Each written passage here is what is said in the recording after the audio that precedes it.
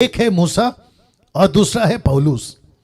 और आप देख सकते हैं कि दोनों को परमेश्वर ने एक ही तरीके का दर्शन दिया, इसको भी रोशनी और इसको भी रोशनी। फर्क इतना है कि वहां यहोवा था और यहां पर यीशु है। क्या बात है, कभी देखा था ऐसा? कभी ऐसा लॉजिक लगाया था? Praise God. सी दिस, वापस कहता हूं, एक मूसा जिसको रोशनी दी आग में, दूसरा वो यहोवा था, और दूसरा पौलुस जिसको रोशनी दी यीशु ने। और दोनों से परमेश्वर ने एक ही बात करी कि बेटा सेवा कर, सेवा कर, सेवा कर।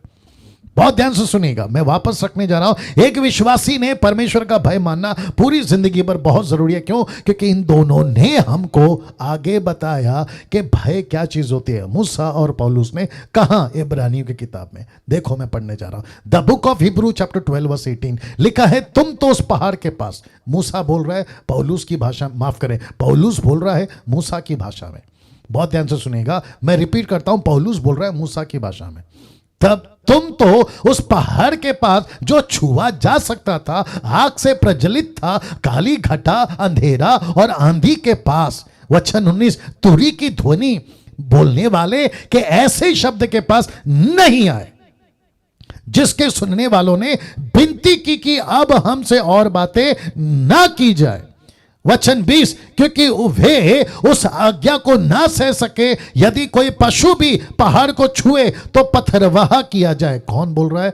पौलुस। किसकी भाषा है? मूसा की। मूसा को किसने बताया? परमेश्वर ने। तो वो इंटरप्रेट कर रहा है इब्रानियों किताब में। फिर आगे कहता है वचन 21 में, वह दर्शन ऐसा डरावना था, मैं रिपीट कर रहा हूं, वह दर्शन ऐसा डरावना था कि मूसा ने कहा, मैं बहुत डरता और कांपता हूं।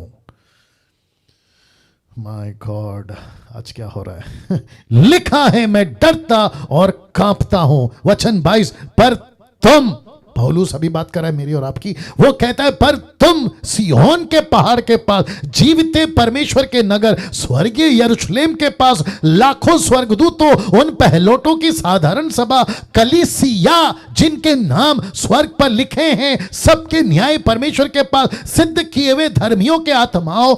और वचन 24 कहते हैं, नई वाचा के मध्यस्थ यीशु और छिड़कावे के उस लहू के पास आए हो। मैं रिपीट करता हूं, आए हो। और कहता है जो हाबिल के लहू से उत्तम बातें करता है, तो लिखा 25 में, सावधान, लिखा है सावधान रहो, उस कहने वाले से मुंह ना फेरो, क्योंकि वे लोग जब पृथ्वी पर के चेतावनी देने वाले से मुंह मोड़कर ना बच सके, तो हम स्वर्ग पर से चेतावनी करने वाले से मुंह मोड़कर क्यों कर बच सकेंगे। वचन 26, उस समय तो उसके शब्द ने पृथ्वी को हिला दिया, पर उसने यह प्रतिज्ञा की है कि अब एक बार फिर केवल पृथ्वी को नहीं वरन आकाश को भी हिला दूंगा। और फिर वचन 27 नहीं पढ़ रहा हूं, 28 पढ़ रहा हूं, लिखा है, इस कारण हम उस राज्य को पाकर जो हिलने का नहीं, उस अनुग्रह को अनुग्रह के हाथ से जाने ना दे, जिसके द्वारा हम भक्ति और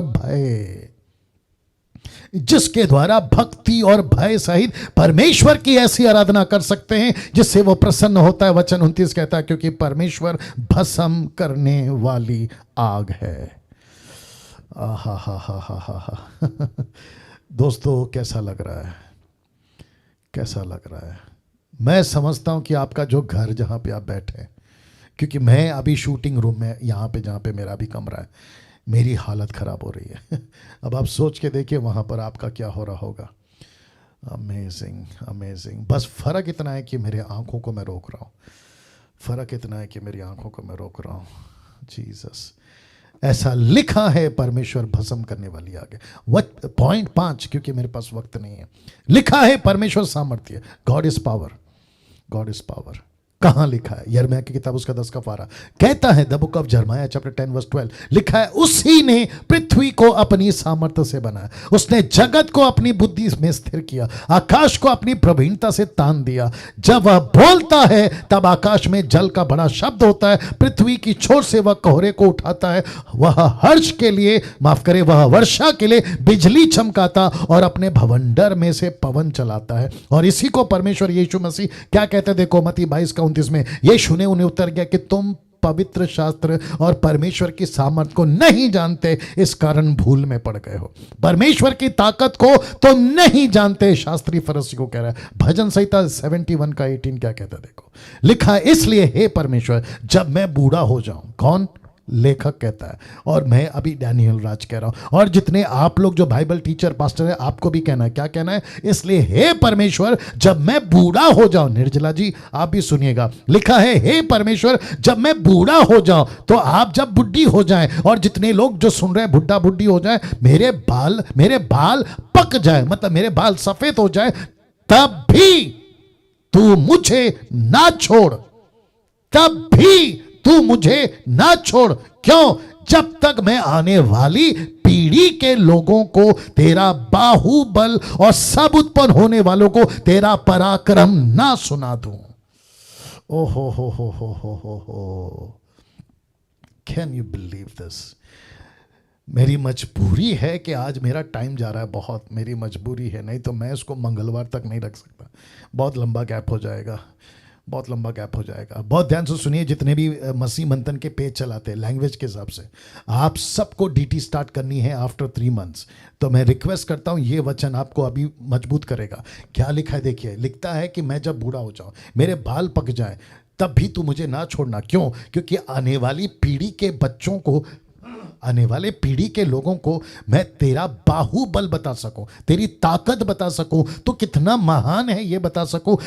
मैं जितने लोग अभी जुड़े हैं ना, हिंदी, तेलुगु, तमिल, मराठी, गुजराती, नेपाली, I mean, जो यूट्यूब पे देख रहे हैं, सर आपको भी तैयार होना है। अगर आप डीटी में नहीं हो तो भी मैं कह रहा हूं, आपको परमेश्वर के बाहुबल को बताना है। बाहुबल, उसकी ताकत को बताना है, उसके पराक्रम को बताना है। क्योंकि बहुत सारे मूर्खों ने पत्थर और लकड़ी और प्लास्टिक, सोना चांदी को ईश्वर बना दिया है, लेकिन ये परमेश्वर पता नहीं कहां चला गया उनके लिए।